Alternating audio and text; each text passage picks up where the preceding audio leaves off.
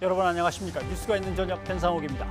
오늘 국회에서는 문재인 대통령의 2021년도 예산안 시정연설이 있었습니다. 문 대통령은 방역에서 안정을 확보하고 경제에서 확실한 반등을 이뤄야 한다고 강조했습니다. 555조 8천억 원의 내년도 예산안은 국난 극복과 선도국가로 나아가기 위한 의지를 담았다는 것이 문 대통령의 설명입니다. 뉴스가 있는 저녁 오늘 준비한 내용을 안기령 앵커가 소개합니다. 전해주시죠. 오늘의 주요 소식 정리해드립니다. 별장 성접대와 수억 원대 뇌물수수 혐의에도 불구하고 1심에서 무죄 판결을 받았던 김학의 전 법무부 차관에게 2심에서 실형이 선고됐습니다. 재판부는 김 전 차관이 달아날 수 있다며 징역 2년 6개월을 선고하고 법정 구속했습니다. 판결의 의미와 그동안의 의혹을 짚어보겠습니다. 문재인 대통령이 취임 이후 5번째 국회 시정연설에 나섰습니다. 문 대통령은 대한민국은 위기에 강한 나라라며 확실한 방역 안정과 경제 반등에 나서야 할 때라고 강조했습니다. 야당인 국민의힘은 손팻말을 들고 항의의 뜻을 나타냈습니다. 연설 내용 자세히 알아보겠습니다. 택배 노동자의 과로사가 잇따르면서 일부 택배 노동자들이 파업에 돌입한 가운데 정부가 과로 방지 대책을 마련하겠다고 밝혔습니다. 황덕순 청와대 일자리 수석으로부터 관련 대책 들어보겠습니다. 가족 모임이나 골프 모임 등에서 집단 감염이 잇따르면서 코로나19 신규 확진자가 다시 100명을 넘어섰습니다. 특히 오는 31일 이른바 헬로윈데이를 계기로 다시 확산할지 모른다는 우려가 커지자 서울시가 유흥시설에 대해 특별 점검에 나서기로 했습니다. 이 내용까지 잠시 뒤 자세하게 짚어보겠습니다. 첫 소식입니다. 문재인 대통령이 국회 시정연설에 나서 555조 8천억 원 규모의 내년도 예산안을 설명했습니다. 문 대통령은 대한민국은 위기에 강한 나라라며 이제 확실한 방역 안정과 함께 경제 반등에 나설 시점이라고 강조했습니다. 나연수 기자가 보도합니다. 문재인 대통령이 40분 가까운 시정연설에서 가장 많이 언급한 단어는 경제, 그 다음이 위기였습니다. 코로나19 대유행 속에 우리 국민은 위기에 강한 나라를 만들었고 이제 경제에서 확실한 반등을 이루어야 할 시간이라는 겁니다. 2021년 예산안은 위기의 시대를 넘어 선도국가로 도약하기 위한 예산입니다. 위기를 조기에 극복하여 민생을 살리고 빠르고 강한 경제 회복을 이루는 데 최우선을 두었습니다. 정책자금 72조 9천억 원 등 적극적 재정 투입으로 소비를 늘리고 투자와 수출 활력도 되찾아 방역과 경제의 주체로 애쓰는 국민에게 반드시 보답하겠다고 말했습니다. 경제 패러다임을 추격형에서 선도형으로 전환하기 위해 특히 역점을 둔 건 한국판 뉴딜입니다. 어려울 때일수록 미래를 봐야 합니다. 디지털 분야에 큰 강점이 있는 우리에게 코로나 이후 시대는 오히려 선도국가로 도약할 절호의 기회가 될 것입니다. 미래 성장 동력에 과감히 투자하고 고용 안전망과 사회 안전망을 튼튼히 확충해 혁신과 포용의 기조를 동시에 이어가겠다는 뜻도 밝혔습니다. 남북 관계와 관련해서는 최근 서해에서 발생한 우리 국민 피격 사건을 직접 언급했습니다. 국민의 걱정이 크실 것이라면서도 시간이 걸리더라도 반드시 평화로 가야 한다며 대화의 실마리로 방역, 보건 협력을 다시 제안했습니다. 사람과 가축 감염병, 재해 재난 극복을 위해 남과 북이 생명 안전 공동체로 공존의 길을 찾길 소망합니다. 문 대통령은 지금과 같은 전대미문의 위기 속에서 협치가 더욱 절실하다며 특별히 사회적 약자를 위한 대책을 마련하는 데 국회가 지혜를 모아달라고 당부했습니다. YTN 나연수입니다. 문재인 대통령은 오늘 국회 시정연설에서 법정 출범 시한 100일을 훌쩍 넘긴 공수처의 출발도 압박했습니다. 공수처의 출범에 대해 여야 협조를 요청하면서도 검찰 개혁과 관련한 별도의 언급은 하지 않았습니다. 차정윤 기자입니다. 연일 공수처 추천위원을 놓고 여야가 진통을 겪고 있는 가운데 문재인 대통령이 이제는 공수처 출범 지연을 끝내달라며 협치를 당부했습니다. 야당 측 추천위원이 공수처장 선정을 거부하며 출범을 지연시킬 가능성이 제기되자 시정연설을 통해 직접 압박에 나선 겁니다. 성역 없는 수사와 권력기관 개혁이란 국민의 여망이 담긴 공수처의 출범 지연도 이제 끝내주시기 바랍니다. 공정경제 3법과 더불어 권력기관 입법에 국회 통과를 주문하며 개혁 완수 의지도 밝혔습니다. 내년 1월 국가수사본부 출범을 위한 경찰청법과 국정원법 등 입법 과제도 결실을 맺어달라고 국회에 부탁했습니다. 다만 최근 국감장에서 보인 추미애 법무부 장관과 윤석열 검찰총장의 갈등이나 검찰개혁 현안에 대한 언급은 없었습니다. 지난해 시정연설에서 10번이나 언급한 검찰 키워드도 올해는 한 차례도 나오지 않았습니다. 시정연설에서 여야 협치의 절실한 필요성을 강조한 만큼 말을 아끼며 수위 조절에 나선 것으로 풀이됩니다. 민생과 개혁이라는 국민의 요구에 부응할 때 협치의 성과는 더욱 빛날 것입니다. 문 대통령이 공수처 출범 속도를 강조한 만큼 앞으로도 여야 대치가 이어진다면 여당도 공수처법 개정에 본격적인 시동을 걸 것으로 보입니다. YTN 차정은입니다.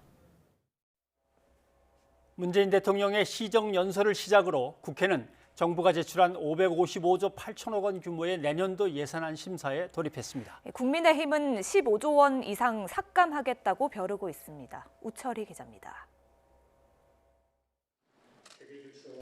문재인 대통령의 시정연설을 들은 국회는 이제부터 한 달여 동안 예산 전쟁에 돌입합니다. 먼저 각 상임위원회가 소관 부처에 대한 예산안 예비심사를 진행합니다. 그리고 예산결산특별위원회가 상임위 예비심사를 바탕으로 예산안 전체에 대한 종합적인 심사를 도맡습니다. 다음 달 2일 공청회에 이어 4일부터 종합정책질의와 부별심사, 이후 예산 각 항목들을 세부적으로 깎고 늘리는 소위원회 심사를 진행하게 됩니다. 다음 달 30일까지는 예산안 심사를 끝내 본회의로 넘겨야 하고 심사를 마치지 못하면 12월 1일 본회의에 자동으로 부의됩니다. 다음 날인 12월 2일이 헌법에 규정된 법정 처리 시한인데 자동 부의제를 도입한 2014년을 제외하곤 지난 20년 동안 시한을 지킨 적이 없습니다. 당연한 일이지만 최대한 정부 원안에 충실하게 그러나 더 합리적인 방안이 있다면 받아들이면서 제한된 시간 안에 통과하도록 해주셨으면 좋겠습니다. 관건은 야당의 협조입니다. 하지만 국민의힘은 정부가 낸 예산안을 빚더미 슈퍼 팽창 예산이라고 규정하고 있습니다. 특히 한국판 뉴딜 사업 10조 원을 포함해 불필요한 예산 15조 원 이상은 반드시 삭감하겠다는 입장입니다. 대부분 간판만 바꾼 재탕 사업인 한국판 뉴딜 예산을 최소 50% 이상 삭감하여 코로나로 고통받는 소상공인과 중산층, 서민층 지원에 최소 10조 원 이상 반영됩니다. 게다가 코로나19로 올 한 해만 추경을 4차례나 실시해 재정 건전성이 급속하게 나빠진 상황에서 추가로 90조 원에 가까운 적자 국채 발행 계획이 포함된 것도 쟁점이 될 수 있습니다. 코로나19 극복과 재정 건전성이라는 두 가지 명제 가운데 어느 것도 포기하기 어렵다는 점에서 내년도 예산안 심사는 어느 때보다 치열한 기싸움을 예고하고 있습니다. YTN 우철입니다. 국민의힘 의원들은 라임 옵티머스 특검 수용을 촉구하면서 대통령 시정연설 내내 손팻말을 들고 시위를 벌였습니다. 국민의힘 김종인 위원장은 대통령과의 사전 간담회마저 거부했고 주호영 원내대표는 청와대 경호처의 신원 확인과 수색에 항의해 불참했습니다. 이연아 기자입니다. 문재인 대통령이 시정연설을 위해 국회 본청에 들어서는 순간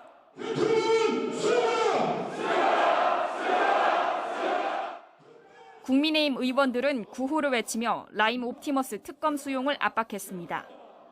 특검 요구 무응답에 항의하는 뜻에서 김종인 위원장은 대통령과의 사전 간담회 참석도 거부했습니다. 간담회장에 입장하려던 주호영 원내대표마저 청와대 경호처의 신원 확인과 몸수색에 항의해 발길을 돌리면서 간담회는 반쪽으로 진행됐습니다. 국민의힘 원내대표다, 야당 원내대표다고 이야기를 했는데 검색을 하겠다고 하는 겁니다. 그래서 몸을 바로 검색을 하는 겁니다. 본회의 역시 시작부터 야당 원내대표 몸수색에 대한 항의로 얼룩졌습니다.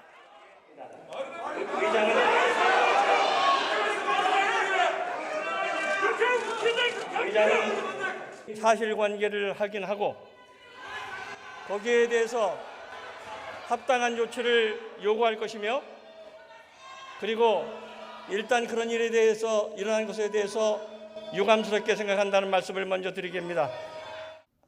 가까스로 시작된 시정연설. 국민의힘 의원들은 마스크를 쓴 채 이게 나라냐는 손팻말을 들고 항의를 이어갔습니다. 문재인 대통령이 국회를 찾은 5번 모두 항의 시위를 한 셈이지만 이번에도 본회의장은 지켰습니다.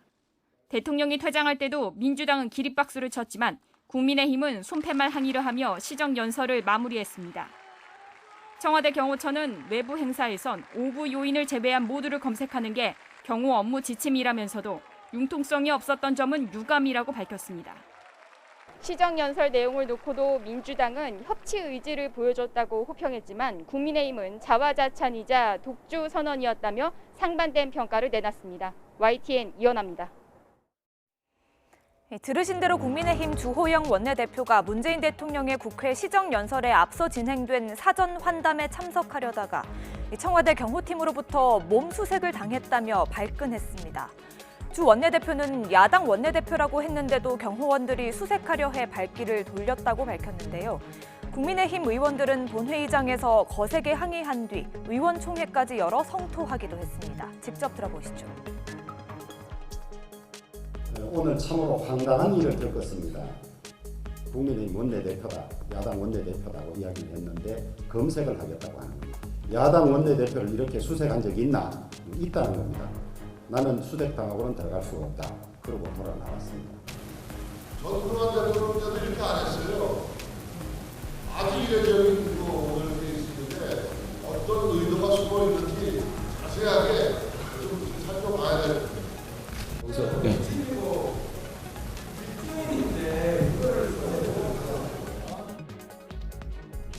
이에 대해 청와대 경호팀은 업무 지침에 따르면 전원 검색하는 것이 원칙이라면서 국회 행사의 경우에는 정당 대표에 대해 검색을 면제하고 있지만 원내대표는 면제 대상이 아니라고 설명했습니다. 다만 국민의힘 측의 반발을 감안한 듯이 현장 직원이 융통성을 발휘했으면 좋았을 것이라고 유감을 표했는데요. 그럼 7년 전 국회로 가볼까요? 지난 2013년 11월입니다. 박근혜 전 대통령의 시정연설 직후 야당 의원들이 국회 본관 앞에 있던 청와대 경호팀 버스에 이동을 요구했는데요.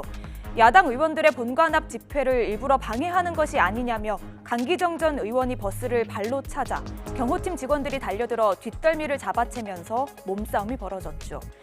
당시 야당 의원인 걸 알고도 폭행했다. 국회의원의 갑질이다. 이렇게 정치권 공방으로도 번졌는데요. 시정연설을 둘러싼 소동은 이듬해에도 이어졌습니다. 지난 2014년 박 전 대통령의 국회 시정연설입니다. 세월호 유가족들의 시위를 막기 위해 상당한 규모의 경호팀이 동원됐고 소동 끝에 박 전 대통령은 유가족의 외침을 뒤로하고 이렇게 국회를 서둘러 빠져나갔는데요. 경호팀으로서 당연히 해야 할 일이다. 국회를 무시하는 과잉 경호다. 이렇게 시정연설 때마다 반복되는 정치권의 말싸움에 역지사지라는 말이 생각납니다.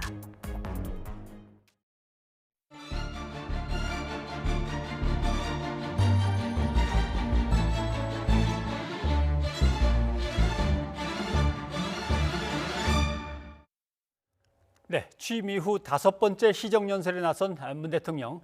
이전에 있었던 시정연설하고는 또 어떻게 달랐고 핵심 내용은 무엇이었을까? 최영일 시사평론가와 자세히 좀 정리를 해보겠습니다. 어서 오십시오. 안녕하세요. 뭐 내년도 예산안과 국가사업 정책에 대한 이제 설명입니다만은 네. 아무튼 재난에 대한 방역은 이제 확실하게 잘 마무리 짓고 네. 새로운 발전의 계기를 이제 잡아서 앞으로 나아가보자 이런 얘기인 것 같습니다. 맞습니다. 예. 그러니까 지금 올해가 전시체제라고 정부는 선언했고요. 사실상 예. 이 바이러스와의 전쟁을 지금 수행하고 있는 와중에 있는 거죠. 코로나19가 언제 종식될 것인가. 백신과 치료제가 나와야 되고 지금 세계적인 전망은 내년 중후반은 돼야 네. 이 백신과 치료제가 좀 지구촌 전체에 보급될 수 있다. 그럼 우리도 그 속도에 발맞춰서 내년 한 6월까지는 자체 백신도 만들 것이고 예. 연말 연초에 이 외국산 백신이 나오면 그걸 한 3천만 개 정도는 수입할 루트를 지금 뚫고 있는 것이고요. 예. 자, 그러면 이 코로나19는 내년의 경제까지도 영향을 줄 텐데 자, 내년도 정부 예산, 대통령의 이제 국정 방향과 내용을 결정하는 이 비전인데 예. 비전 선포죠. 555조 8천억 원입니다. 그런데 결국은 코로나19 극복을 위한 것에 대부분이 이제 투자될 텐데 투입이 될 텐데 핵심은 이 한국판 뉴딜 또 미래 성장 동력을 만드는 것, 이 그러한 신산업 창출을 통해서 일자리와 고용 문제를 어느 정도 늘릴 수 있을까? 더불어서 이 또 구조조정 때문에 고통을 겪는 재래업종 종사자들이 있을 겁니다. 여기에 대해서는 사회 안전망을 확충하겠다. 이런 부분에 방점이 찍혀 있습니다. 뭐 시정연설을 하다 보면 어느 부분을 이제 강조하고 싶은 게 있고 중요하다고 생각하다 보면 그 부분이 길어지다 보면 이제 거기에 들어가는 단어들이 이제 언급이 많죠. 많이 나오죠. 이번에는 경제, 뭐 위기, 방역 뭐 이런 것들인데 맞습니다. 그쵸? 그러니까 국민은 대체로 늘 들어가는 말이기 때문에 국민을 위한 민생 이런 이야기는 좀 뭐 이 관용어구처럼 들어가 있고요. 올해는 이게 경제가 43번입니다. 지난해 29번. 이것도 많았거든요. 그런데 이제는 경제가 2배 가까이 됐다는 것. 그러니까 내년도 예산의 전체적인 부분은 나라 살림, 경제를 되살리는데 올인한다. 이렇게 분석할 수 있겠고요. 공정이라는 단어가 지난해 27번에서 올해는 2번으로 줄었습니다. 그러니까 이건 굉장히 줄어든 거예요. 지난해는 공정이 좀 중요했던 것 같고, 그리고 한 가지는 평화 대통령을 표방했던 문재인 대통령. 평화는 지난해 올해 11번 똑같은데 일관성을 유지했는데 이제는 평화 대통령보다 내년에는 경제 대통령이 되어야 할 상황입니다. 공정, 뭐 재정 이런 것들도 예전에 많이 들어갔는데 이번에는 많이 빠졌습니다. 공정 뭐 10분의 1 이하로 줄었고요. 그리고 이제 재정 강조가 사실은 재정도 경제의 일부이기 때문에 경제 안에 포함된다고도 볼 수 있겠고, 재정 확장 정책은 올해 내년 계속 갈 것 같습니다만 재정을 강조하기보다는 전체적으로는 이제 경제를 활력을 살려야 한다. 이 부분에 강조점이 있었다고 봅니다. 되게 이제 이렇게 대통령이 하루 싹 들어올 때 다 이제 일어나서 박수를 쳐주기도 하고, 또 중간중간에 뭔가 국가적인 비전을 딱 멋있게 제시하면 또 함께 힘을 모아주기도 하는데 이번엔 좀 달랐습니다. 뭐 야당 의원들은 좀 고성도 좀 이렇게 지르면서 뭔가 항의성의 발언들이 나왔고 여당 의원들은 또 박수 치고 물론 그랬습니다만은 분위기상으로 시정연설 때는 좀 한번 이렇게 몰아줄 수도 있는데 안타깝네요. 몰아주지 않는다 하더라도요. 국민 여론을 의식해서 고성이 나온다든가 본회의장 안에서 소란을 야기하는 것은 대체로 자제해온 분위기이기 때문에 아까 2013년부터 박근혜 전 대통령 때 시정연설하고 비교해 주셨는데 그때 통합진보당이 당 해산 위기에 놓였었죠. 당시 이정희 당대표는 이제 농성하고 있었고요. 그 와중에 박근혜 대통령이 또 연설하러 들어갔다 나오는데 그 안에서 그 소수 진보정당 의원들이 침묵 시위를 했습니다. 그때는 코로나19가 아니었는데도 마스크를 쓰고 X자가 그려져 있었죠. 그러니까 소리를 내지 않아도 침묵으로 시위하는 것이 더 어찌 보면 고급스럽다. 이런 말씀 드릴 수 있겠고요. 국민 여론이 보기에도 오늘의 좀 소란스러운 모습은 흔히 뭐 땡땡땡 시장 같다. 우리가 이런 표현을 쓰게 되는데요. 야당 의원들은 그러면 이게 나라냐? 혹은 이제 나훈아 씨의 노래에서 아마 차용한 것 같은데 나라가 왜 이래? 이런 손피켓과 함께 좀 고성을 질렀던 부분들이 과연 야당으로서의 온당한 행동이었는지는 저는 국민 여론에 물어보면 답이 있을 것이라는 생각이 듭니다. 아까 안기령 앵커가 브리핑을 해주었습니다만은 국민의힘 이제 제1야당의 원내대표인데 대표가 아니고 원내대표시면은 면제 대상이 아닙니다라고 몸수색을 다 하려고 하니까 아마 조영 원내대표는 상당히 불쾌했던 것 같고 글쎄요. 그 언제 만든 규정인지 모르겠습니다. 예전에는 원내대표가 사실 급이 상당히 떨어지고 당대표하고의 뭐 차이가 엄청 컸습니다만은 이제는 뭐 꼭 그렇지는 않은데. 그렇지 않죠. 우리가 투탑이라고 부르고요. 또 원내 사령탑이라고 부르고 또 최근에는 야당 같은 경우에는 대표는 원외대표, 당대표, 당을 이끌긴 하지만 원내에서의 의원총회에서의 결정은 또 원내 리더들이 일구기 때문에 아마 기억하시겠지만 예전에는 원내 대표가 아니고 원내 총무라고 불렀잖아요. 당 총재가 계시고 총무니까 한참 차이가 나죠. 총재와 총무는 이제 굉장히 격이 달랐습니다만 그런데 어쨌든 원내 대표도 지금 굉장히 존중받는 시기가 됐습니다. 존중받는 게 마땅하고요. 그런 면에서는 청와대는 매뉴얼대로 했다. 지침에 위배된 바는 없다. 일부러 몸수색을 했거나 한 건 결코 아니다. 다만 신입 직원이 배치돼 있었는데 조금 융통성을 발휘했더라면 좋았을 텐데 유감스럽다. 그런데 이 정도가 딱 정답인 것 같아요. 그런데 저는 또 역으로 최근 국정감사 때 가장 화제가 된 게 이 대기업의 임원이 기자 출입증을 가지고 수시로 국회를 대관 업무를 하러 국회의원실을 예약 없이 방문하더라. 그럼 우리 국민들이 제일 싫어하는 게 특권이잖아요. 국회의원들 특권 좀 내려놓아라. 그럼 예를 들면 국회의원은 뭐 공항 통과할 때 검색을 그냥 프리패스해도 되겠습니까? 예. 이런 거 국민들이 싫어하죠. 그래서 저는 이 주호영 원내대표가 그 검색을 하면 검색에 응하고 통과해서 갔더라면 큰 문제가 생기는 것일까? 야당의 격이 떨어지는 것일까? 이런 고민을 해보면 그냥 절차입니까? 절차 맞습니다. 그럼 절차대로 해주세요. 그럼 그게 흔히 쿨해 보이지 않았을까? 이런 점이 이제 생각이 들어서 너무 좀 다 곤두서 있는 거 아닌가? 예민한 거 아닌가? 이런 부분들은 좀 정치 리더들이 차분하게 대응해 주셨으면 어떨까 하는 가정도 한번 생각해 봅니다.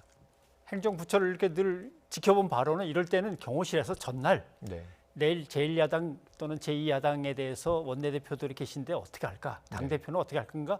다시 한번 점검을 한 다음에 매뉴얼을 가지고 현장에 있는 요원들한테 전달이 되고 이래야 될 것 같아요. 그래서 베테랑 요원을 배치했다면 조금 상황이 달랐겠죠. 청와대도 유감을 표명했다는 생각을 해봅니다. 네, 알겠습니다. 그런데 국민의힘은 이제 아무튼 라임 옵티머스에 대한 특검이 요즘 가장 앞세우고 있는 이슈입니다.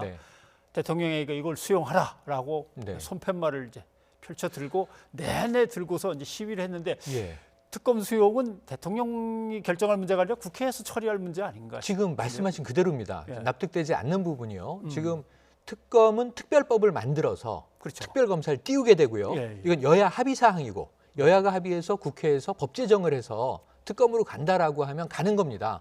근데 문제는 지금 이제 여당, 민주당이 반대하고 있기 때문에 지금 다수 의석이 여당이지 않습니까? 안 되는 걸 야당은 알고 있죠. 여당이 이제 합의하지 않는 한.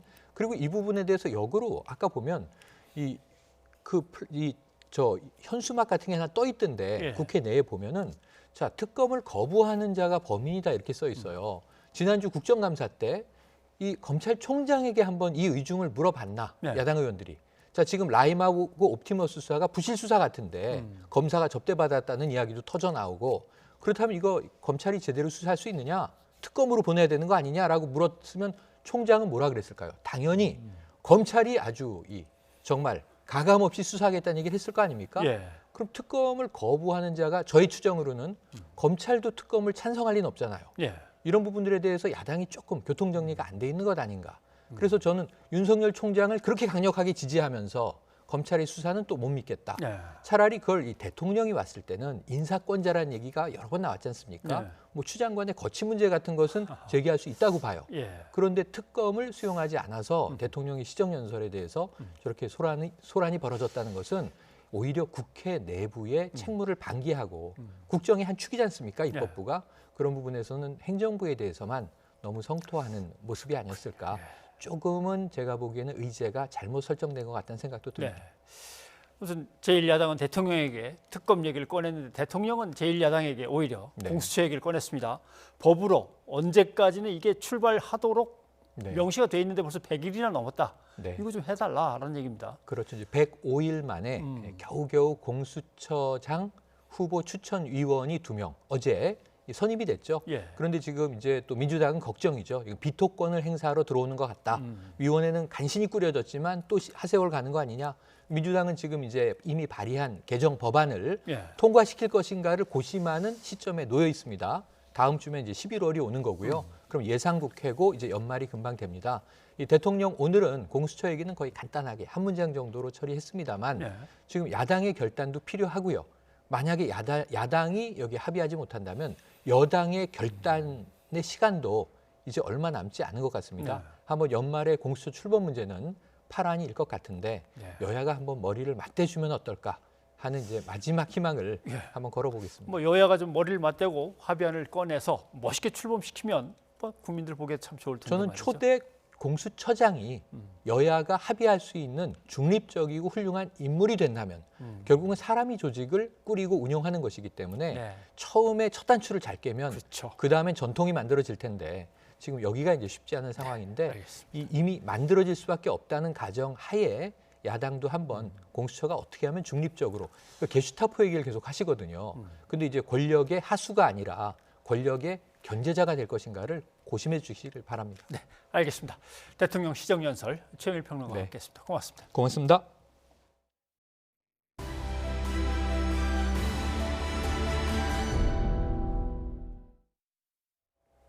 별장 성접대와 3억 원대의 뇌물을 받은 혐의로 구속 기소됐다가 1심에서 무죄로 풀려난 김학의 전 법무부 차관. 2심에서 징역 2년 6개월을 선고받고 법정 구속됐습니다. 뇌물수수 혐의 가운데 일부가 유죄로 인정된 건데 김 전 차관 측은 즉각 상고하겠다고 밝혔습니다. 나혜인 기자입니다. 김학의 전 차관은 건설업자 윤중천 씨 등 3명에게서 지난 2000년부터 11년 동안 3억 원 넘는 뇌물을 받은 혐의 등으로 지난해 6월 구속 기소됐습니다.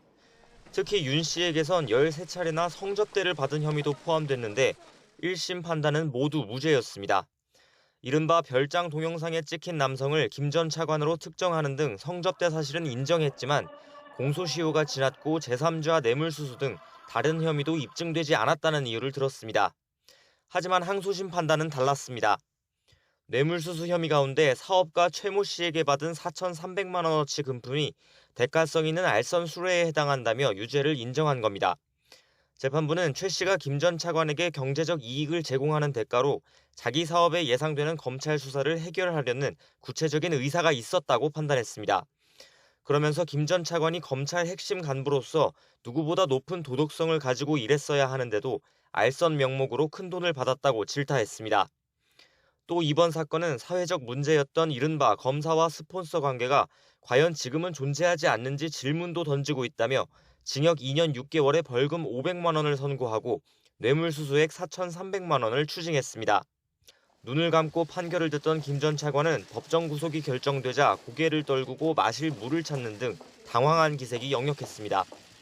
변호인은 즉각 상고하겠다고 밝혔습니다. 항소심에서 이제 유죄로 인정한 부분에 대한 그 사실관계를 원심에서는 이제 면소의 이유로 인해서 전혀 판단을 하지 않았는데 그거 좀 예상할 수 없었던 일이라서 좀 그 부분에 대해서는 다시 반박을 할 예정입니다. 검찰도 여전히 무죄가 유지된 나머지 뇌물 혐의에 대해 상고할 뜻을 내비치면서 김 전 차관 사건은 다시 대법원 판단을 받게 될 것으로 보입니다. YTN 나혜인입니다. 네, 보신 대로 1심에서 무죄 판결이 뒤집히면서 김학의 전 차관이 결국 실형을 선고받고 법정에서 구속이 됐습니다. 예, 지난 2013년 처음으로 의혹이 불거지고 7년 만인데요. 양시창 기자와 관련 소식 더 이야기 나눠보겠습니다. 네, 양 기자. 네. 예, 김 전 차관이 누구한테서 뭘 받고 건이 여러 건인데 네. 아마 1심에서는 다 무죄인데 2심에서는 그중에 어느 게 인정을 받은 모양인데 뭐가 달라진 겁니까? 2심에서? 그렇습니다. 2심 재판부가 유죄로 인정한 부분은 김 전 차관이 건설업자 최모 씨로부터 뇌물을 수수한 혐의입니다. 예. 말씀하신 대로 혐의가 많아서 제가 표로 정리했습니다. 예. 보면서 말씀드리겠습니다. 1, 2심 모두 혐의는 특정범죄 가중처벌법상 뇌물수수로 같습니다. 스폰서 노릇을 한 건설업자 최 씨로부터 2000년부터 2011년까지 12년에 걸쳐서 4,300만 원을 받은 혐의가 인정이 된 것이죠. 항소심 재판부는 1심과 달리 금품의 대가성이 있다 이렇게 판단을 했습니다. 그러니까 최 씨가 김 전 차관에게 자기 사업에 예상되는 검찰 수사를 해결하려는 구체적인 목적을 가지고 금품을 제공했다는 겁니다. 재판부는 최 씨가 다른 그 뇌물 혐의로가 인정이 됐었거든요. 네. 예. 유죄 판결을 받은 만큼 또 다른 형사 사건에 연루될 가능성이 있다는 것을 김 전 차관이 알고 있었다 이렇게 판단을 내렸습니다. 네. 예, 그렇다면 별장 성접대 이 부분은 어떻게 됐습니까? 네, 아시는 것처럼 김 전 차관은 건설업자 윤중천 씨로부터 모두 13차례입니다. 성접대를 받았다는 혐의를 받았었죠. 예. 국민적인 공분을 일으킨 부분인데요. 예. 하지만 이번에도 공소시효가 지났다는 이유로 이 성접대 자체에 대해서는 판결을 내리지 않았습니다. 예. 재판부는 윤 씨로부터 금품을 받은 혐의도 있었는데 이 부분도 무죄로 했고요. 특히 김 전 차관이 성접대를 받은 대가로 해당 여성이 윤 씨에게 갚아야 할 1억 원을 변제해줬다. 즉 이게 제3자 뇌물죄인데 예. 이 부분도 윤 씨가 이 여성에게 채무를 변제해줬다고 단정할 수가 없다. 나중에 이 여성으로부터 좀 돈을 받기도 하고 이런 부분들이 드러났거든요. 예. 그런 이유로 역시 무죄로 판정이 내려졌습니다. 결국 검찰의 늑장 수사 논란 속에 이 별장 성접대 의혹은 법원의 판단조차 받지 못하고 끝이 났습니다. 그저 진위 공방이 있었는데요. 이 성접대 동영상이 있었죠. 이 인물이 김 전 차관이 맞다 이런 판단은 나왔습니다. 네. 재판부가 뭔가 검찰에게 같은 법조인으로서 하고 싶었던 말이 있는 것 같습니다. 도대체 검사와 스폰서라는 게 아직도 존재하는가? 우리가 이래서야 되겠는가 아마 이런 뜻인 것 같기도 하는데 배경을 뭘로 봐야 될까요? 그렇습니다. 말씀대로 검사와 스폰서 문제는 어제 오늘의 일이 아니죠. 과거에도 고교 동창으로부터 금품과 향응을 제공받은 김형준 전 부장검사 사건이 있었고 또 세간을 떠들썩하게 했던 벤치 여검사 사건도 있었습니다. 또 최근에는 제가 어제도 말씀드렸지만 김봉현 전 스타모빌리티 회장이 현재 검사들에게 술접대를 했다고 폭로해서 또 파장이 이어지고 있죠. 이런 검사들의 비위 행위는 어떤 공정한 법 집행에 대한 국민적인 신뢰를 깨트리는 행위이기 때문에 더더욱 재판부에서 엄중하게 판단을 내린 것으로 보입니다. 이 때문에 재판부는 판결문에서 김 전 차관이 핵심 검찰 간부로서 누구보다 높은 도덕성을 가지고 일해야 하는데도 알선 명목으로 큰돈을 받았다 이렇게 질타하기도 했습니다. 아무튼 이러한 검찰이든 또 다른 국가기관의 어떤 비리나 또는 범법 행위라고 하는 것은 법을 어겨서의 문제도 있지만 국민의 신뢰나 국가기관의 신뢰, 신망을 갖다 완전히 허무는 거기 때문에 사회 질서를 크게 해치는 거죠. 빨리 마무리되고 새로운 검찰 보고 싶습니다. 수고했습니다. 네. 옵티머스 사태를 수사하는 검찰이 김재현 대표 측에서 돈을 받은 혐의로 전직 금융감독원 직원을 조사했습니다. 검찰은 옵티머스 주변 업체들도 압수수색하며 자금 흐름을 추적하는 데 속도를 내고 있습니다. 박서경 기자입니다. 검찰은 김재현 옵티머스 대표가 로비스트 김모 씨 권유로 금융감독원 전 직원 주모 씨에게 2천만 원을 전달했다는 진술을 확보했습니다. 주 씨는 검찰이 최근 주거지 등에 대한 압수수색을 진행한 윤모 전 금감원 국장과는 다른 인물입니다. 김 대표는 로비스트 김 씨가 환매 중단 사태 전 주 씨를 소개해줬고 이후 김 씨를 통해 돈을 전달했다고 주장했습니다. 이에 검찰은 주 씨를 피의자 신분으로 불러 조사했습니다. 또 돈 전달 과정에 개입한 브로커 김모 씨 사무실 등을 압수수색하고 김 씨도 피의자 신분으로 소환했습니다. 검찰은 이들을 상대로 실제 돈이 전달된 것이 맞는지, 금감원을 상대로 한 로비가 있었는지 등을 추궁한 것으로 전해졌습니다. 이와 함께 검찰은 옵티머스 자금 흐름 추적에도 박차를 가하고 있습니다. 지난 22일에는 선박 부품 전문 업체 해덕파워웨이를 옵티머스 자금으로 인수한 의혹을 받는 화성산업과 박모 대표 주거지를 압수수색했습니다. 화성산업은 옵티머스 페이퍼 컴퍼니인 셉틸리언의 자회사인데 해덕파워웨이의 최대 주주입니다. 옵티머스는 화성산업을 통해 해덕파워웨이를 무자본으로 인수합병하고 박 대표를 해덕파워웨이 대표로 앉힌 것으로 전해졌습니다. 박 대표는 해덕파워웨이 명의로 140억 정기예금을 든 뒤 이를 담보로 133억을 대출받아 횡령한 혐의로 고소된 상태입니다. 검찰은 박 대표 횡령 혐의를 수사하면서 이 돈이 옵티머스 펀드 돌려막기 등에 쓰였을 가능성이 있다고 의심하고 있습니다. 수사팀 인원을 대폭 늘린 뒤 하루에만 피의자나 참고인 10여 명씩을 조사하고 있는 검찰은 조만간 사건 핵심 인물들에 대한 소환도 본격화할 것으로 보입니다. YTN 박서경입니다. 방송통신위원회는 이르면 모레 종편 사업자 승인 과정에서 편법으로 자본금을 충당한 매일방송 MBN에 대한 행정처분을 내릴 것으로 보입니다. 방통위는 오늘 전체 회의에 매경미디어그룹의 장대환 회장과 MBN의 류호길 공동대표를 불러서 의견을 청취한 뒤 이같이 밝혔습니다. 장 회장은 회의에서 지난 2011년 자본금 가운데 모자란 560억 원을 임직원 차명 주주를 활용해 납입한 사실을 인정했습니다. 다만 당시에 불법 행위를 알지 못했으며 지난 2018년 금융감독원 조사 시점에 보고받았다고 해명했습니다. MBN의 행정처분 날짜는 내일 최종 확정됩니다. 이건희 삼성그룹 회장의 연결식이 오늘 오전 삼성 서울병원 장례식장에서 열렸습니다. 고인은 생전 큰 애정을 쏟았던 화성 반도체 사업장의 마지막 인사를 남긴 뒤 경기 수원의 선영에 영원히 잠들었습니다. 이지은 기자입니다. 재계의 거인 이건희 삼성그룹 회장의 연결식이 엄수됐습니다. 약 1시간 동안 진행된 연결식은 가족과 지인만 참석한 가운데 비공개로 진행됐습니다. 상조 이재용 삼성전자 부회장은 굳은 표정이었고 큰딸 이부진 호텔신라 사장은 눈물을 보이며 휘청이 기도했습니다. 고등학교 동창인 김필교 전 KPK 통상회장은 이 회장만큼 아버지를 능가하는 일을 본 적 없다며 고인의 업적을 추모했습니다. 장례식장을 떠난 농구 행렬은 한남동 자택과 리움미술관, 승지원을 들린 뒤 고인이 사제까지 들여 산업 기틀을 세운 화성 반도체 사업장을 찾았습니다. 이 회장은 지난 2010년 이곳 반도체 16라인 기공식에서 첫 삽을 뜨기도 했습니다. 1987년 삼성그룹 회장 자리에 오른 뒤 혁신과 도전으로 초일류 기업을 만들어낸 이건희 회장. 미래지향적이고 도전적인 경영을 통해 삼성을 세계적인 초인류 기업으로 성장시킬 것입니다.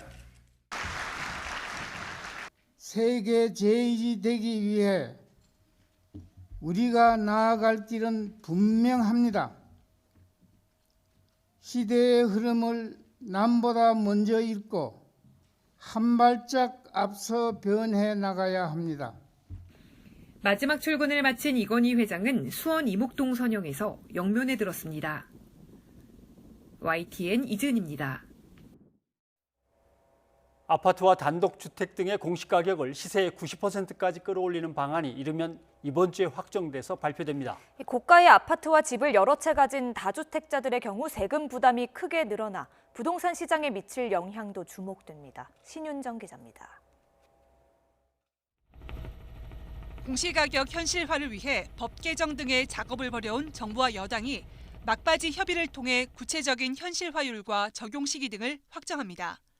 현재 시세의 50에서 70% 수준에 불과한 공시가격을 오는 2030년까지 10년 동안 점진적으로 90%까지 끌어올리는 방안이 유력합니다. 2030년까지 공시지가를 시가의 90% 정도까지를 맞추자라고 하는 긴 로드맵입니다. 그래서 그 과정에 조금씩의 공시지가와 시가를 맞추기 위한 노력이 진행될 수 있고요. 그 사이에 재산세의 변동이 당연히 있을 수 있습니다. 당정의 확정안이 발표되면 곧바로 내년 공시가격에 적용됩니다. 이렇게 되면 내년 6월 1일을 기준으로 매겨지는 재산세와 종합부동산세를 합친 보유세는 숨가쁜 인상 행진을 시작합니다. 서울 마포에 있는 84제곱미터 아파트의 경우 공시가격이 90%까지 올라가면 올해 보유세 325만 원에서 766만 원으로 2.3배 늘어납니다. 서울 노원구의 시세 6억 원 아파트 역시 집값이 오르지 않는다고 하더라도 세금은 44만 원에서 116만 원으로 2.6배 이상 오릅니다. 서울 반포에 있는 고가 아파트의 경우 1년 보유세만 2,600만 원을 훌쩍 넘을 것으로 전망되고 서울 마포와 강남의 아파트 두 채를 갖고 있다면 세금은 3배 가까이 올라 1년에 9천만 원 정도를 내야 합니다. 이미 종부세율이 인상된 상황에서 공시가격마저 오르면서 다주택자들은 그야말로 세금 폭탄을 피할 수 없을 전망입니다. 이에 따라 세부담을 못 이긴 다주택자들이 매물을 내놓을 경우 매매 가격 하락으로 이어질 수 있을 것이란 전망이 나오고 있습니다. 고가 다주택을 소유하신 분들은 보유세 부담을 이기지 못해서 처분하게 되는 경우가 늘어날 것으로 보입니다. 처분 매물이 늘어나게 되면 거래로 이어지지 않을 경우 가격 하락에 단초가 될 수 있어서 다만 집을 팔 때 내는 양도세도 상당해 집을 팔지 않고 버티면서 오른 세금 부담을 세입자에게 전가할 수 있다는 우려도 있습니다. 공시가격이 보유세뿐 아니라 건강보험료 등 60여 가지 각종 세금과 준조세 기준이 되는 만큼 조세 저항을 최소화할 수 있는 면밀한 대책이 포함될지 주목됩니다. YTN 신윤정입니다.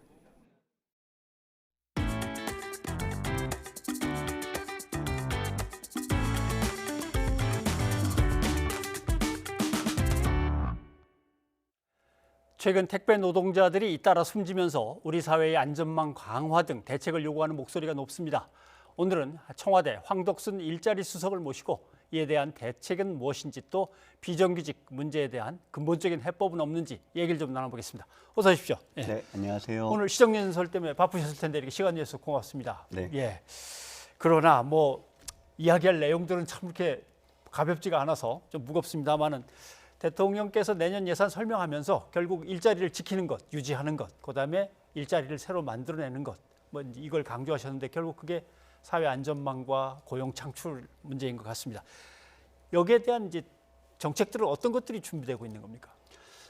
기본적으로는 사회 안전망, 고용 안전망을 강화하는 것. 두 번째로는 미래 사회의 변화에 대비하기 위한 사람 투자 투자를 확대하는 것을 크게 관련된 분야의 주요 대책입니다.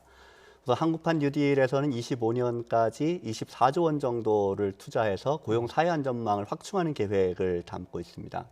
제도 측면에서 보면 우선 고용 안전망 측면에서 올해 10월부터는 다들 아시는 것처럼 예술인을 대상으로 고용보험이 확대 적용되고 올해 정기국회 입법을 통해서 내년부터는 특고 종사자들에게도 고용보험을 확대 적용할 계획입니다. 그리고 내년에는 실업부조라고 할 수 있는 국민 취업지원 제도가 드디어 도입이 돼서 시행이 됐고 또 취약계층 지원을 위해서 22년부터는 대통령께서 시정연설에서도 여러 차례 언급하셨습니다만 생계급여 수급자에 대한 부양 의무자 기준을 폐지한다든가 또 상병수당을 시행하기 위한 시범 사업을 한다든가 하는 내용들이 담겨 있습니다. 그리고 무엇보다 중요한 게 일자리이기 때문에 올해도 고용유지 지원 제도가 상당히 많은 기업에서 활용을 하고 있습니다. 그리고 내년에도 고용유지를 위한 지원을 한 45만 명까지 하는 예산이 담겨 있습니다. 그리고 일자리 창출을 위해서 민간 부문에서 57만 개 그리고 또 취약계층을 위한 공공일자리를 103만 개를 창출하는 계획들을 담고 있습니다. 그리고 사람 투자를 위한 계획으로는 25년까지 4.4조 원을 투자해서 18만 명의 미래 대비 훈련을 시행할 계획입니다. 네, 정부에서 애를 쓰시는데 사실 현장에 나가보면 만만치 않습니다. 대표적인 예가 택배 노동자들이 또 그래도 숨지고 해서 숫자가 계속 이제 늘어나고 있는 건데 뭔가 이게 가면은 갑과 을의 관계라고 할 수도 있고 고용하는 사람과 고용되는 사람의 관계니까 이게 쉽지 않은 것 같습니다. 정부에서는 이렇게 권고안을 내고 이렇게 가이드라인을 제시하지만 지금 조사되고 있는 것들이 있다고 하던데 그런 것들은 어떤 걸 조사하시는 겁니까? 우선 급한 대로 최근에 과로사로 인한 택배 기사분들의 사망 사고가 늘어나고 있기 때문에 과연 택배 현장에서 법이 정한 산업안전보건 조치가 제대로 지켜지고 있는지를 우선적으로 점검을 하고 있습니다. 그리고 두 번째로는 논란이 되었던 것처럼 특고 종사자들에게도 산재보험이 적용이 되고 있습니다. 다만 본인의 희망에 의해서 산재보험 적용 제외를 신청할 수 있는데 실제로 많은 택배 종사자들이 자의가 아닌 가운데 적용 제외 신청을 한 것이 아닌가 하는 논란이 있습니다. 그래서 택배 종사자들의 경우에는 적용 제외 신청서를 전수조사해서 실제로 본인의 의사에 따라서 산재 적용 제외 신청을 했는지를 조사하는 작업을 하고 있습니다. 이게 1차적으로 우선 급한 대책을 시행하는 것이고요. 보다 종합적인 택배 기사분들을 포함한 택배 종사자들의 과로 예방을 포함한 안전 대책 같은 부분들은 종합 대책을 준비 중입니다. 네. 그때 이제 보면 이제 일자리를 구하러 갔는데 산재와 관련해서 제외 신청서를 좀 써라라고 고용주가 얘기를 하면 참 거기서 확 뿌리칠 수도 없는 애매한 노릇이고 결국은 그러한 갑과 을의 관계는 어디나 존재하게 되니까 뭔가 이렇게 특수고용 노동자라고 하는 애매한 신분을 어거지로 그냥 법안에다가 이렇게 단서를 붙여가지고 그냥 끼워 넣는 게 아니라 분명하게 법적인 노동자로서의 권리를 못을 박아줘야 되는 거 아닌가 하는 생각이 듭니다. 상당히 중요한 지적입니다. 임금 근로자의 경우에는 산재보험이 모두 당연 적용을 돼서 보호를 받고 있습니다. 그런데 지금 말씀하신 특고 종사자들의 경우에는 법적인 분류에 따르면 자영업자로 분류가 됩니다. 다만 그 일의 성격상 일정한 종속성이 있기 때문에 임금 근로와 자영업자의 중간에 있는 특고로 분류를 하고 이 특고 가운데 전속성이 높은 분들은 산재보험을 적용하도록 하고 있습니다. 다만 지금 문제가 되고 있는 것처럼 적용 제외 신청을 하게 돼 있는 부분이 실질적인 보호의 수준을 떨어뜨리고 있기 때문에 정부에서는 이 산재보험을 제외하는 그 방안을 아주 제한적인 경우에 예컨대 한 달 이상 일을 쉰다든가 또는 질병이라든가 육아라든가 이렇게 불가피하게 일을 쉬어야 될 경우에만 적용 제외를 할 수 있도록 다른 말로 하면 그런 예외적인 사유가 아니라면 당연히 보호를 받을 수 있도록 하는 방안을 추진 중입니다. 법으로 그걸 못을 박는 겁니까? 네, 입법을 준비 중이고 여야가 여기에 대해서는 거의 의견이 모아진 것으로 알고 있습니다. 알겠습니다. 그리고 문제는 일단 일터에 가는데 죽으러 가는 건 아니지 않습니까? 사망은 어떻게든 여기서 끝나야 되는데 거기에 대한 대책은 어떤 것들입니까? 일단 민간에서도 이미 CJ나 롯데, 한진 같은 이제 대형 택배 업체들이 몇 가지 과로를 줄이기 위한 대책을 내놓은 바가 있습니다. 논란이 되고 있는 분류 인력을 추가로 투입하는 문제, 또 시설 투자를 확대하는 문제, 건강검진을 하는 문제 등에 관한 대책을 발표한 바가 있고 여기에 대해서는 택배 종사자들도 환영하는 입장을 내놓은 바가 있습니다. 네. 정부는 당연히 이런 대책들이 제대로 이행되는지 노사와 협의해서 점검을 할 계획입니다. 나아가서는 조금 전에 말씀드린 것처럼 제도적인 개선 대책이 필요합니다. 실제로 산업 안전과 관련된 조치들이 제대로 이행되도록 하는 것, 네. 나아가서는 과로와 관련된 부분들이 과도하게 발생하지 않도록 산업안전보건법이나 지금 정부가 입법을 추진하고 있는 생활물류서비스 발전법 같은 부분에서 이런 부분들을 해결할 수 있는 방안들을 담기 위해 노력할 계획입니다. 네. 대통령께서도 늘 이제 강조하신 게 재난이라고 하는 것이 약자에게는 더 가혹하게 다가온다. 다만 이제 우리의 사회 안전망은 좀 부족한 것 같아서 안타깝다는 말씀을 늘 하셨는데 이번에 통계청이 8월 경제활동조사 보고서 낸 거 보니까 비정규직이 확실히 타격을 좀 많이 받았습니다. 보니까 이걸 배경을 어느 정도로 분석하고 계시고 어떤 대책을 마련하고 계신지 좀 설명을 듣고 싶습니다. 이번에 발표된 경제활동인구 부가조사는 이제 8월 달 기준입니다. 그래서 8월 달 경활 인구 조사 결과는 이미 발표가 된 바가 있고요. 그래서 전체 임금 근로자 가운데 11만 명의 고용이 줄어들었습니다. 이 가운데 비정규직이 5.5만 명, 정규직이 5.8만 명이 줄어들었습니다. 그리고 줄어든 분야를 보면 역시 비정규직이 많이 있는 음식 숙박업이라든가 교육 서비스업과 같은 취약한 분야에서의 고용이 타격을 받은 것으로 나타나고 있습니다. 다만 올해 주목할 만한 것은 작년 이맘때 아마 기억하시겠습니다만 비정규직이 매우 큰 폭으로 늘었다라고 해서 큰 사회적 논란이 된 적이 있습니다. 저희가 그와 관련해서 간단한 그래프를 좀 준비를 해주시면 좋겠다고 부탁을 드렸는데 이 그래프를 보시게 되면 이 기간제 근로자가 지난해에 큰 폭으로 는 것으로 조사가 되면서 비정규직이 큰 폭으로 늘었는데 지난해에 기간제 근로자의 증가는 실제 현실의 변화보다는 어떤 조사 방법의 변화의 영향이 매우 크다라고 정부가 설명을 했고 올해 조사 결과를 보면 지난해 3월부터 올해 2월까지 이런 조사 결과 때문에 비정규직이 큰 폭으로 늘어났다는 것이 확인이 되고 있습니다. 그래서 그래프에 보시는 바와 같이 지난해 3월부터 올해 2월까지 가운데 있는 봅니다. 큰 폭으로 숫자가 늘어났고 그래서 지난해와 같은 비정규직 급증과 같은 논란은 어느 정도 해소되지 않을까 이런 기대도 더불어 하고 있습니다. 비정규직이 감소했지만 정규직도 줄긴 줄었습니다. 그리고 우리가 흔히 이제 비전형 노동자라고 하는 그쪽에서만 이제 불어나니까 결국 이게 좋은 일자리는 주는데 뭔가 좀 뭐 나쁘다고 하긴 뭐하지만 질이 떨어지는 일자리 쪽에서만 자꾸 늘어나는 거 아니냐. 그리고 정부가 돈을 갖다가 이제 쏟아붓는 그 영역 그쪽에서는 그래도 일자리가 잠시 또 늘고 일자리 정책이 이게 제대로 되고 있는 건가 국민들은 좀 불안해하긴 합니다.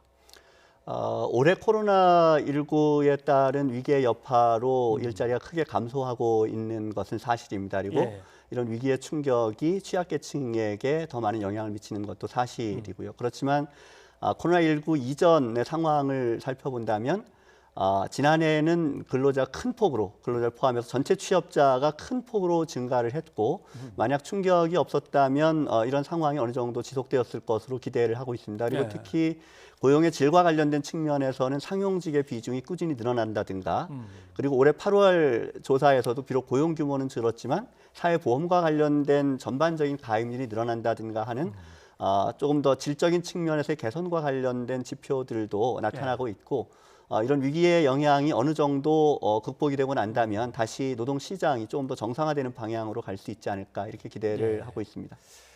그리고 이제 코로나19 상황 속에서 코로나19의 위험을 무릅쓰고 대면 노동을 계속해야만 되는 이제 필수 노동자 문제도 상당히 좀 중요한 문제로 대두되고 있습니다.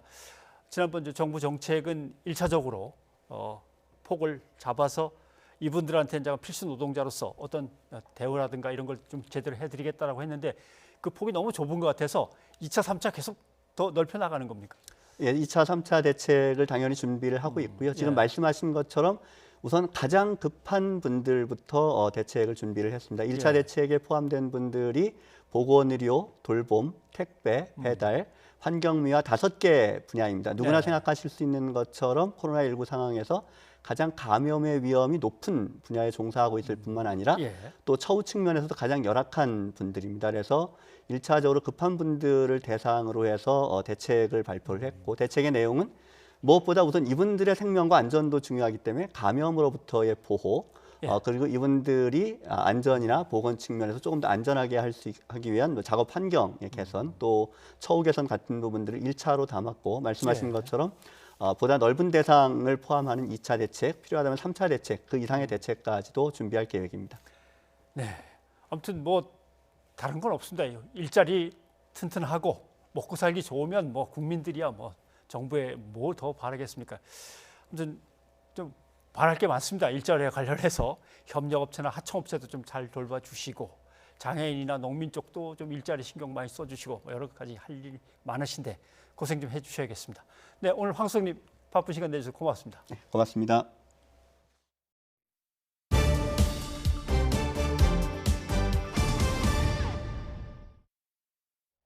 코로나19 소식입니다. 가족이나 지인 모임에서 감염자가 속출하고 있습니다. 요양원 등 취약시설을 중심으로 감염 확산도 이어졌습니다. 산발적인 집단 감염의 여파로 코로나19 신규 확진자는 다시 세 자릿수로 늘었습니다. 이형원 기자입니다.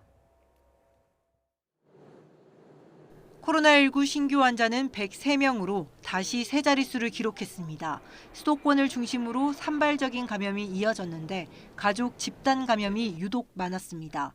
서울 강서구 일가족과 관련해 7명이 확진됐고 영등포 일가족 관련 접촉자 조사 과정에서 5명이 추가돼 누적 환자는 19명까지 늘었습니다. 강원도 원주에서도 가족 모임 관련 환자가 16명까지 확인됐습니다. 경기도 용인 골프 모임 감염은 가족과 직장 동료로 확산하면서 11명이 추가돼 42명으로 늘었습니다. 사회적인 활동이 재개됨에 따라 가족, 동창 모임에서의 확산도 나타나고 있는 점이 우려되는 상황입니다. 취약시설 집단 감염 여파도 계속됐습니다. 경기 남양주 행복회 요양원과 관련해 9명이 더 확진돼 누적 71명이 됐고 여주시 장애인 복지시설 관련 추가 환자는 2명, 광주시 SRC 재활병원 관련은 1명이 늘었습니다.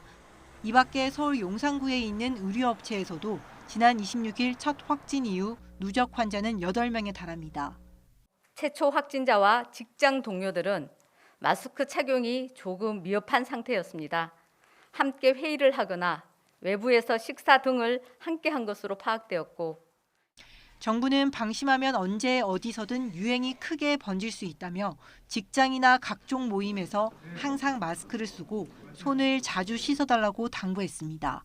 YTN 이영훈입니다.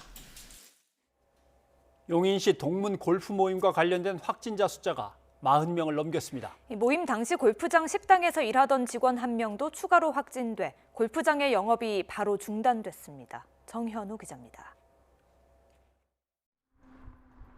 골프를 치러 왔던 사람들이 이른 아침부터 줄지어 빠져나갑니다. 골프장 직원이 확진 판정을 받았다는 소식이 전해지면서 영업을 중단한 겁니다. 오늘 아침까지 정상 영업을 하던 골프장 입구엔 영업 정지를 알리는 입간판이 서 있습니다. 골프장 측은 손님들을 모두 내보내고 내부 소독 등 방역 작업에 돌입했습니다. 확진자가 무더기로 나온 골프 모임 참석자 80명이 골프장을 찾은 건 지난 17일. 확진된 직원은 당시 동료 4명과 함께 그늘집에서 근무한 것으로 파악됐습니다. 보건소는 같이 근무한 골프장 직원들에게 코로나19 검사를 받도록 했습니다.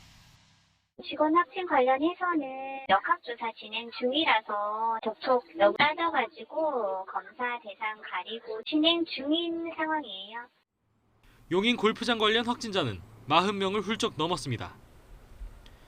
골프 모임 참석자들은 경기 뒤 저녁 식사 모임을 했을 뿐 아니라 골프장 안에 있는 식당에서도 함께 음식을 먹은 것으로 드러났습니다. 일부는 타 음식점에서 식사를 같이 하는 등 이후 참석자들이 직장에서 다른 식사 모임 등을 통해 동료에게 추가 전파된 것을 확인하였습니다. 골프 회동 이후엔 확진자들이 다른 모임과 간담회에도 참석해 감염자들은 더 늘어날 수 있습니다. 확진자 가운데는 우리은행과 KB국민은행 임원도 포함된 것으로 알려졌습니다. 방역당국은 골프 모임 확진자의 접촉자가 800여 명에 이른다면서 모두 진단검사를 마쳤다고 밝혔습니다. 이와 함께 17일 골프 모임 당일 골프장을 이용한 다른 이용객들까지 검사를 확대하는 방안을 검토하고 있습니다. YTN 정현우입니다. 쿠팡 부천물류센터에서 코로나19 집단 감염이 발생한 지 어느덧 160일째, 5개월이 넘었습니다. 직원의 가족까지 모두 150명 넘게 확진됐는데 당시 감염됐던 직원들은 여전히 일상으로 돌아가지 못한 채 회사와 싸우고 있습니다. 김지환 기자가 취재했습니다. 지난 5월 경기도 부천의 쿠팡 물류센터에서 포장 일을 하다 코로나19에 감염된 45살 전모 씨. 함께 살던 50대 남편과 20대 딸도 잇따라 감염됐습니다. 애초 3명 모두 경증 환자로 분류됐지만 갑자기 병세가 악화한 남편은 심정지로 뇌 손상이 왔고 아직도 의식을 되찾지 못하고 있습니다. 6월 7일 날 담당 간호사 선생님한테 전화가 와서 위급 상황이고 지금 길병원으로 에크모 치료를 하러 가야 되니까 그러면서 그때 심정지가 온 거예요. 앰뷸런스 안에서. 현재 치료비와 약값에 한 달에 들어가는 돈만 200만 원 남짓. 업무 연관성이 인정돼 쿠팡 코로나19 피해자 가운데 처음으로 산재보험이 적용되긴 했지만 본인 치료비와 휴업급여 정도만 받을 수 있습니다. 가족 치료비는 한 푼도 지원받지 못합니다. 전 씨는 쿠팡을 상대로 손해배상 소송을 냈습니다. 수차례 본사까지 와서 저희의 요구사항을 전달했는데도 만나주질 않았었거든요. 그래서 그냥 손해배상 법으로 가게 된 거죠. 코로나19에 확진된 다른 쿠팡 노동자들 역시 고통과 피해를 호소하고 있습니다. 무릎이 아프거나 체력이 떨어지는 등 극심한 후유증을 겪고 있고 감염자였다는 주홍글씨 탓에 본인뿐 아니라 가족들도 일상으로 돌아가지 못하고 있다며 책임을 촉구했습니다. 사과하라! 사과하라! 사과하라! 피해자들은 쿠팡 측이 방한복과 안전화를 돌려쓰게 하고 확진자 발생 사실도 바로 알리지 않는 등 안전조치 의무를 위반했다고 목소리를 높였습니다. 이번 쿠팡발 코로나19 사태가 정말 이렇게 아무 일 없던 것처럼 그냥 지나칠 수 있는 일인지 사측에 묻고 싶습니다. 이에 대해 쿠팡 측은 감염과 자가격리로 불편을 겪은 직원과 가족을 위해 돌봄 서비스 등 긴급 지원 프로그램을 운영했고 단기직 근무자 2,600여 명에게는 생활안전자금도 100만 원씩 지원했다며 추가 지원은 어렵다고 선을 그었습니다. 감염됐던 직원 일부는 지난달 산업안전보건법 위반 등의 혐의로 회사를 고발한 데 이어 추가 손해배상 청구도 하겠다는 입장이라 쿠팡 집단 감염 사태를 둘러싼 갈등은 쉽사리 해결되지 않을 것으로 보입니다. YTN 김지환입니다. 네, 예방의학이나 감염병 분야의 전문가들이 요즘 백신 접종 불신과 공포 때문에 상당히 안타까워하고 있습니다. 아무튼 계속해서 나오는 이야기는 의학적인 근거는 정말 없다. 많은 백신 연구가 있지만 독감 백신을 맞고 숨졌다는 연구 결과는 정말 찾아보기 힘들다. 가천대 의대 정재훈 교수의 지적입니다. 오늘 또 다른 전문가는 아침에 아무리 설명해도 믿지를 않고 엉뚱한 내용만 자꾸 사회 속으로 퍼져나가는 이 상황이 불신지옥을 보는 것 같다. 이런 식으로 토로하는 걸 들었습니다. 현재 우리가 보고 있는 건 정확하게 말씀을 드리자면 독감 백신을 맞고 숨진 게 아니라 사망하기 전에 독감 백신을 맞으러 간 거다라고 하는 게 정재훈 교수의 설명입니다. 과도한 언론의 관심이 자꾸 이를 어렵게 만든다고 하는데 과도한 언론의 관심 한 예를 들어보겠습니다. 17살 고교생이 독감 백신 맞은 뒤에 숨졌는데 아질산 나트륨이 발견됐습니다. 몸에서. 누가 독감 백신에 이런 거를 넣었나? 맨 처음에 이런 제목의 기사가 나왔는데 논란이 되니까 살짝 바꾸고 이렇게 됐습니다. 또 가장 큰 문제는 제목에 주로 쓰이는 축약형 단어입니다. 한번 보시죠. 백신 사망자가 아닙니다. 백신 접종 사망자도 아닙니다. 예방접종 후 사망자도 아닙니다. 정확하게 하면 독감 백신을 맞은 뒤에 사망한 것으로 신고가 접수된 사람 숫자를 말하는 겁니다. 이렇게 길게 쓰기가 어려우면 나눠서라도 꼭 설명을 해줘야 됩니다. 언론단체에서 반성하고 지침을 내놨습니다. 정확한 표현과 용어를 쓰도록 하시오. 몇 명 죽었습니다. 몇 명 죽었습니다. 중계방송하듯이 하지 마시오. 미확인 정보나 소문을 함부로 쓰지 마시오. 네. 전문가들은 나중에 코로나19 백신이 나와서 그 백신을 접종할 때도 지금처럼 맞고 숨졌다 신고가 밀려들면서 코로나 방역마저 가로막힐까 걱정하고 있습니다. 전상욱의 앵커 리포트였습니다. 미 대선이 일주일 앞으로 다가온 가운데 사전투표 열기가 뜨겁습니다. 지난 대선 때 사전투표율을 훌쩍 뛰어넘었는데요. 이런 가운데 트럼프 대통령의 부인 멜라니아 여사가 처음으로 단독 유세에 나섰고 오바마 전 대통령은 바이든 지지를 호소했습니다. 최문석 기자입니다. 어제까지 미국인 6,850만 명이 대통령 선거 사전투표를 마쳤습니다. 사상 최대 규모입니다. 4년 전 대선 사전투표 5,800만 명을 크게 앞질렀고 전체 투표 1억 3,650만 표의 절반을 넘어선 겁니다. 코로나 바이러스 확진자가 계속 늘면서 비대면 투표를 위해 우편 투표 등이 늘고 있기 때문입니다. 특히 젊은 층과 흑인의 참여가 늘었다고 언론들은 전하고 있습니다. 이런 가운데 트럼프 대통령의 부인 멜라니아 여사가 처음으로 지원 유세에 나섰습니다. 여론조사상 뒤지고 있는 펜실베이니아주를 택했습니다. 미국이 코로나19를 결국 이겨낼 것이라며 트럼프 행정부의 대응을 옹호했습니다. We must keep Donald in the White House so he can finish what he started and our country can continue to flourish. 바이든 후보 측에서는 오바마 전 대통령이 경합주인 플로리다주로 날아갔습니다. 트럼프 대통령의 코로나19 대응을 신랄하게 비난했습니다. What's his closing argument? That people are too focused on COVID. He said this at one of his rallies. COVID, COVID, COVID, he's complaining. He's jealous of COVID's media coverage. 미국의 최근 일주일간 하루 평균 코로나19 신규 확진자 수는 6만 8천여 명입니다. 코로나 사태 이후 주간 단위로 역대 최고가 되면서 미 대선의 핵심 이슈가 되고 있는 상황입니다. 사전투표 증가와 코로나19 상황이 표심에 어떤 영향을 미칠지 주목됩니다. YTN 최문석입니다. 나 임영웅과 티바의 운명적 만남. 알싸한 마늘 토핑으로 맛을 낸 알마간, 고추 토핑으로 매콤한 고마가.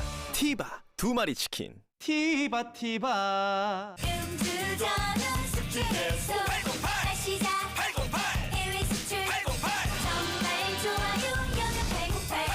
신제품 여명천사. 여명천사? 정말 좋아요. 선생님께 묻습니다.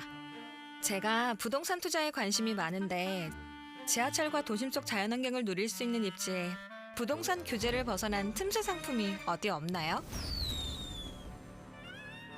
상암 DMC와 창릉 신도시의 인프라를 모두 누리는 섹션 오피스. 서부선과 직통 연결되는 멀티 노선으로 더 편리하게 성공을 향한 비즈니스의 준비는 끝났다. DMC 스타비즈 향동 지구역. 대림산업 시공. 시청취자 여러분의 의견 소개해드립니다. 네, 김학의 전 차관의 법정 구속 소식들을 전해드렸는데 9330님, 성접대 의혹이 무죄라니 할 말이 없습니다.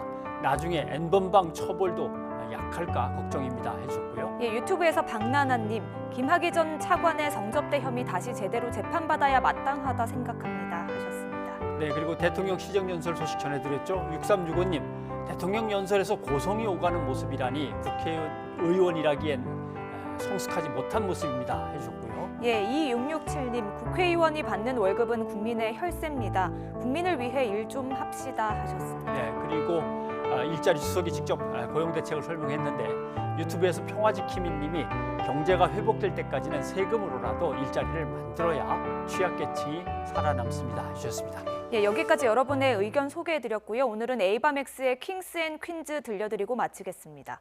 밤사이 바람이 강해지며 미세먼지를 밀어내겠지만 대신 내일 아침 기온이 뚝 떨어지겠습니다. 네, 코로나19, 감기, 독감, 미세먼지까지 어느 때보다 마스크 착용이 절실히 필요한 상황입니다. 저희는 내일 다시 찾아뵙겠습니다. 고맙습니다.